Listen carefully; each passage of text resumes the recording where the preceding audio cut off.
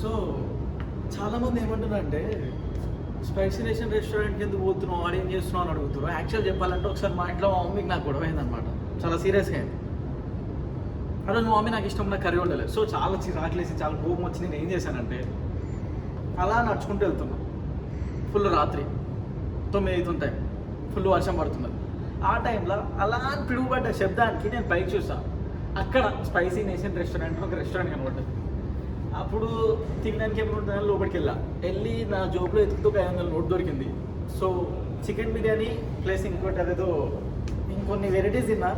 చాలా బాగా అనిపించి అప్పటి అక్కడే ఉండిపోయాయి అనమాట.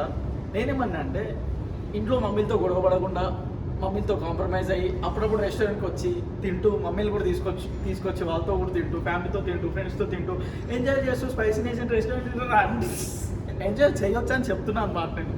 అండ్ ఇంకోటి ఏంటంటే లేదు బయటికి రాలేకపోతున్నాం అనుకున్న వాళ్ళు ఫోన్ తీసి స్విగ్గీలో జొమాటోలో స్పైసీ నేషన్ రెస్టారెంట్ అని కొడితే టకా టకా టకా అని చాలా వెరైటీస్ చూపిస్తూ ఉంటాయి.